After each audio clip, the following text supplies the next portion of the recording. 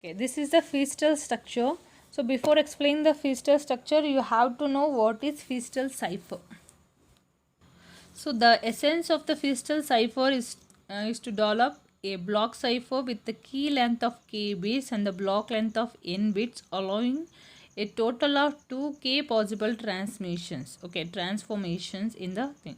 So we are using a cipher that alternates the substitution and permutation in fact, and this is a practical application for purpose, and developed a product cipher that alternates the confusion and diffusion function.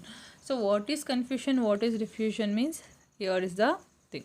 So the mechanism of diffusion seeks to make a statistical relationship between the plain text and ciphertext as complex as possible in order to thwart attempts to deduce the key. Okay, so simply if you want to say, diffusion means it makes a relationship between the plain text and the ciphertext as complex as possible so that the other cannot hack it. Okay, the hacker cannot divide it. The similarly, confusion seeks to make a relationship between the key and the ciphertext. Okay, the key statistics of the plain text as well as the value of the encryption key, which key we are using, as complex or possible, again to thwart the attempt to discover the key.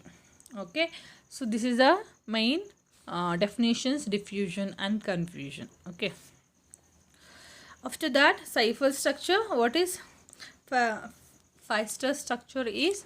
See, can you see this diagram?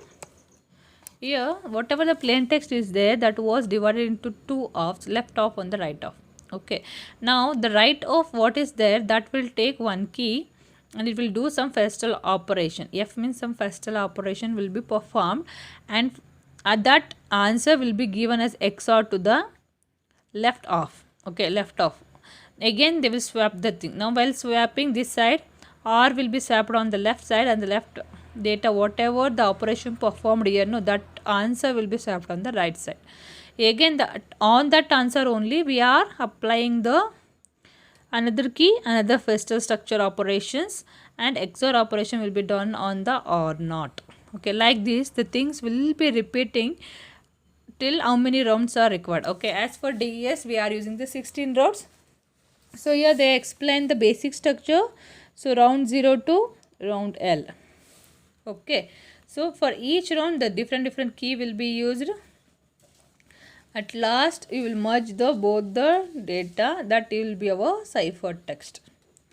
Okay, so like this operation is called Feistel cipher. Okay, very important question. They were asked for 5 marks.